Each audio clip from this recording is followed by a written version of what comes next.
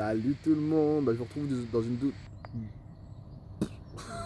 je me re- je vous retrouve pour une deuxième vidéo sur du coup la suite des questions parce que je me suis un petit peu éternisé là sur la première partie, mais je me suis dit tant pis, hein, j'attends de voir ce qui sort et je me laisse parler puis on verra bien où ça mène quoi. Donc là la suite des questions, donc la troisième question maintenant du coup c'est: peux-tu me dire ce qui te fait vibrer? Ce qui me fait vibrer, moi, c'est déjà la musique. J'adore ça. Vraiment, c'est un truc. Moi, la musique, pour moi, c'est indispensable. Ah, j'ai une grande peur dans la vie, c'est de devenir. De perdre des sens. Ça, franchement, c'est un truc. Un petit teaser, mais il y a une question aussi sur les peurs. À chaque fois, je réponds des choses différentes. Ça, c'est marrant aussi, mais là, ça me vient ça, c'est ouais, de perdre l'ouïe. Parce que pour moi, la musique, c'est quelque chose de formidable. Et vraiment, je passe des moments incroyables en écoutant certaines musiques. Il y a vraiment certaines musiques, en fait, chez moi qui déclenchent des émotions, en fait. Et c'est des ouvertures qui me permettent, en fait, d'atteindre un état de plénitude. Ouais, c'est une sorte de passerelle, en fait, pour moi. Mais c'est vraiment que certains sons, et ça marche pas toujours, en fait, hein. Du coup, ça me donne un peu envie de vous raconter une histoire. Bah voilà, il n'y aura qu'une seule question peut-être dans cette vidéo encore. Mais bon, voilà, il faut que je vous raconte ça parce que sinon... parce que c'est ce qui vient. Alors, donc en fait, la musique, pour moi, justement, je vous disais que je vis des moments des fois qui sont vraiment formidables en écoutant de la musique et je suis pas le seul. Mais quand j'étais en Asie, voilà, je suis parti. Ça fait quelques temps en fait que je voyage. Je raconterai peut-être un petit peu mes voyages sur une prochaine vidéo. Là, c'est pas trop le thème, mais voilà, j'étais en Asie. Je passais pas mal de temps en Asie l'année dernière et l'année d'avant. Et en fait, je commençais à avoir des moments que j'appelle des moments d'extase, des moments de plénitude où je sentais en moi des comment dire, que tout était aligné, j'avais le sourire qui était bloqué jusqu'aux oreilles, j'avais des frissons dans tout le corps, quasiment orgasmique, même je dirais orgasmique, clairement. C'est des moments vraiment orgasmiques euh, que, que je vivais en fait en écoutant certaines musiques. Mais c'était pas du tout quelque chose de mécanique en fait. Il y avait des musiques qui déclenchaient ça, mais c'était pas dès que je la mettais, j'allais être comme ça, pas du tout. C'était vraiment quand tout était réuni, je sais pas, un petit coucher de soleil ou lever de soleil. Alors ça, les levées de soleil, je suis un très très grand fan. Ouais, petit lever de soleil, la musique qui va bien. Et en fait, la musique justement me permettait de déclencher ces sensations en fait orgasmiques de plénitude où j'étais là à rigoler, à sautiller comme un enfant de 4 ans, où je sentais que mon cœur il grossissait, je me sentais aimé, j'aimais le monde et je voyais les oiseaux qui passent et il y avait tout qui était à sa place et vraiment c'était formidable quoi, quelque chose de formidable vraiment. Je souhaite à tout le monde de vivre ce genre de moment. Euh, Après c'est mon expérience, hein. Tout le monde vit des choses différentes en fait, c'est compliqué de se dire est-ce que quelqu'un a déjà vécu comme moi. Oui et non. Vous voyez ce que je veux dire? Mais en tout cas, je souhaite à tout le monde de vivre ce genre de moment. Et pour moi, en tout cas, la musique m'a aidé à déclencher ce genre de choses. Et en fait, je suis devenu un petit peu addict à ça. Je vais pas vous mentir. Il y a un moment où en fait, ça marchait trop bien. Ça marchait trop bien. J'avais les musiques, je savais ce qu'il fallait faire. Donc, j'avais ma petite checklist. Bon, lever de soleil, je vais mettre telle musique, telle musique, telle musique. Je vais méditer 10 minutes avant. Et là, extase. Donc, en fait, ça devenait un petit peu comme une drogue un peu. C'était bizarre en fait parce que je vivais tellement des moments de ouf que je me disais je veux encore, je veux revivre ça. J'étais tellement bien à ce moment-là, j'étais tellement en harmonie avec l'environnement, j'étais tellement en harmonie avec le monde et tout, enfin merveilleux quoi. Je veux. Et du coup, ça marchait bien. Je faisais pas non plus tous les jours. Et il y a un moment où en fait, bah, ça marchait plus, plus du tout. Donc je mettais la musique qui va bien, le petit coucher de soleil ou le petit moment entre potes où tu sens que, je sais pas, tout le monde se kiffe, il y a la musique et tout, on danse, tu mets la musique, tu sais que celle-là va déclencher le truc, et rien. Rien du tout. Ah, tu te dis putain merde, euh, pourquoi ça marche pas? Ça veut dire que je suis plus aussi aligné qu'avant, je suis plus aussi comment dire, haut vibratoirement parlant. Ça j'en parlerai peut-être dans une autre vidéo. Je sais pas si vous, voilà, je sais pas exactement qui va regarder les vidéos, mais haut vibratoirement parlant, tout simplement, ça veut dire que que je me sentais pleinement en harmonie avec qui je suis et en harmonie avec le monde en fait, tout simplement. Je me sentais bien, j'étais content. Voilà, j'étais content. Et, et bah ça marchait plus. Et là je me dis mais attends, comment ça se fait? Du coup dégoûté. Je me dis je comprends pas, ça marche pas, j'en ai marre, ça m'arrive plus. Et donc là voilà, je culpabilisais, je me disais j'en ai marre et tout machin. Et en fait il y a un moment où voilà le message il tombe et, c'est pas une machine en fait. On me fait comprendre que c'est pas une machine et que ces moments-là finalement ils me sont offerts.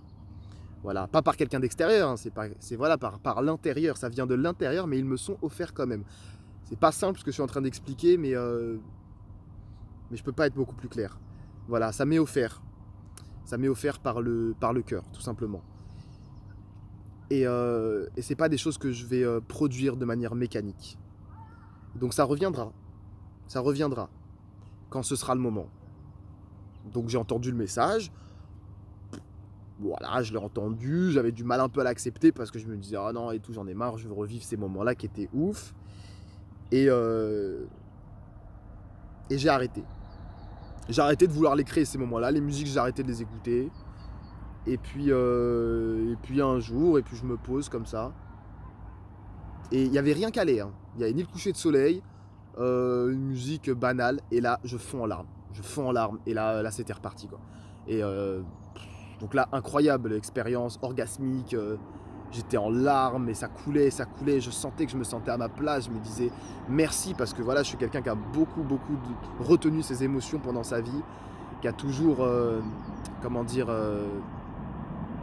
voilà, je suis quelqu'un qui veut tenir le cap, je suis quelqu'un qui veut être fort en fait, vous voyez ce que je veux dire, je suis pas celui qui flanche, dans ma tête, je suis pas une brute ou un dur ou quoi que ce soit, mais émotionnellement, j'ai une certaine exigence avec moi-même et je veux quand il y a tout le monde qui flanche émotionnellement être celui qui tient la barre. Vous voyez ce que je veux dire? C'est un petit peu ce rôle que je me suis donné malgré moi ou peu importe, bref. Je sais maintenant, je me connais un petit peu mieux, je suis comme ça.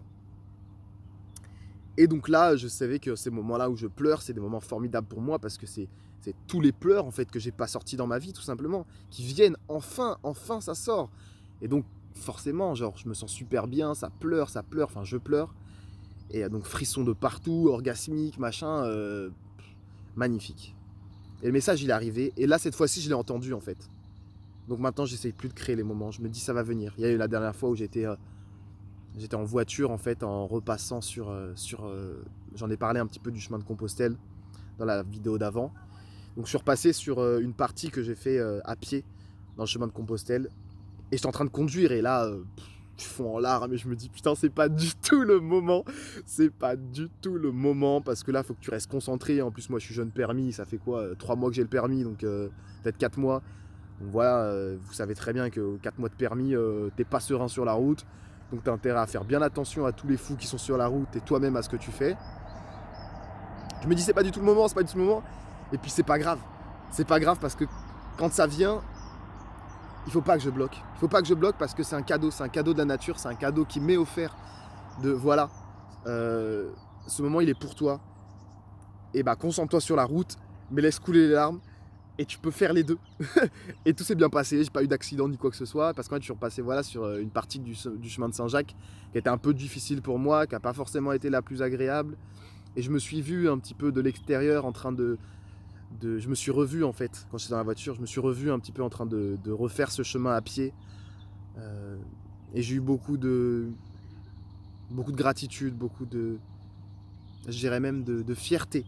Mais fierté, c'est marrant parce que je me plaçais un petit peu comme extérieur, comme si finalement celui qui avait marché sur le chemin de Compostelle, j'étais son papa. Vous voyez ce que je veux dire? C'était son tonton, et j'étais fier de lui. Vous voyez ce que je veux dire? C'est marrant. C'était pas du tout en mode de fierté, ouais, je suis fier parce que j'ai fait ci, j'ai fait ça. Pas du tout. C'était, je me revoyais, je me disais, fier de toi, bonhomme. Vous voyez ce que je veux dire? Et du coup, bah, ça m'a mis dans une. Ça m'a fait craquer tout simplement parce que j'avais eu à ce moment-là, j'avais le point de vue des deux qui s'affichaient en même temps. J'avais celui qui marche et celui qui observe de l'extérieur et qui est fier de celui qui marche. Vous voyez ce que je veux dire? Et pour moi, c'est quelque chose de très fort en fait quand je vis ces moments-là de fierté avec soi-même Et de point de vue extérieur, de la fierté aussi, bon c'est mal dit mais vous avez très bien compris ce que je veux dire, bah, c'est des moments qui sont très forts pour moi. Voilà, donc c'était pour répondre à cette troisième question sur, qu'est-ce qui te fait vibrer. Je me suis totalement écarté de la question. Il y a encore d'autres choses qui me font vibrer, comme partager des moments avec des gens bienveillants. J'aime bien rencontrer des gens. J'aime bien quand je rencontre la personne et qu'elle ne me connaît pas, je la connais pas et j'ouvre mon cœur tout de suite. Ça, c'est un truc que j'apprécie beaucoup. Parce que quand j'ouvre mon cœur, je me rends compte que les gens aussi ouvrent leur cœur. Et c'est des choses que j'ai beaucoup plus de mal à faire avec des gens que je connais, avec des proches, avec de la famille et tout ça. Mais avec des gens que je connais pas en fait, et je sens qu'ils sont d'une bienveillance naturelle, c'est des moments que je trouve merveilleux. Parce que je montre peut-être la plus belle part de moi-même. Et je suis sincère avec eux, je m'ouvre à eux. Et ils s'ouvrent aussi à moi. Et il y a plein de belles choses qui se partagent en fait. Plein de belles choses, plein de bienveillance. Qu'est-ce que j'aime? J'adore aussi poser justement ces questions-là. Faudrait que je trouve un nom à ces questions parce qu'elles s'appellent juste les questions. C'est un peu barbant, je trouve. Mais quand je pose ces questions, parce que maintenant je les ai posées peut-être à une cinquantaine de personnes, peut-être un peu plus, je sais pas trop, je n'ai pas compté du tout. J'adore parce qu'en fait les gens à ce moment-là, bah, ils s'ouvrent. Il y en a qui sont beaucoup ouverts, d'autres un petit peu moins, mais tous ont été sincères. Vraiment tous. Et c'est ça qui était beau en fait. Moi j'étais là, je posais les questions et les gens ils me parlaient d'eux. Et c'était des questions, voilà, c'est des questions, on n'a pas l'habitude finalement de répondre aux gens sur ces thématiques-là. Ou en tout cas dans des discussions sérieuses. Ça arrive rarement. Et peut-être pour certaines questions, c'est jamais arrivé. Et voilà, je trouve que c'est vraiment des beaux moments qui font vraiment vibrer. Sinon, bah, tout ce qui est être dans la nature, voilà, genre marcher, courir. Je savais pas que j'aimais courir. J'ai découvert ça l'année dernière parce que j'étais asthmatique quand j'étais petit et du coup bah je me suis toujours dit Salim c'est mort, tu peux pas courir parce que t'es asthmatique et de toute façon au bout de 500 mètres t'es mort. En fait pas du tout, pas du tout. Dès qu'il fait pas trop froid bah je vais courir puis j'ai commencé par 5 minutes, puis 10 minutes, 15 minutes. Au final ça va, je cours. Moi je suis pas un bon coureur hein, mais je me fais plaisir donc j'aime bien courir. Bah être amoureux forcément. Être amoureux avec quelqu'un, bah c'est mieux. Sinon, les enfants, les enfants, la pureté des enfants, la joie des enfants, être avec des enfants pour moi c'est merveilleux, c'est vraiment merveilleux genre. Et ils nous apportent tellement, c'est tellement des modèles, c'est de la joie vive, de la joie pure, c'est de la vie, c'est de l'amour. Et ils sont tous différents, c'est incroyable, mais dès 3 ans, hein, dès 2 ans même, ils sont tous différents avec des personnalités complètement différentes et ils ont tous quelque chose à t'apporter. Et ils t'aiment.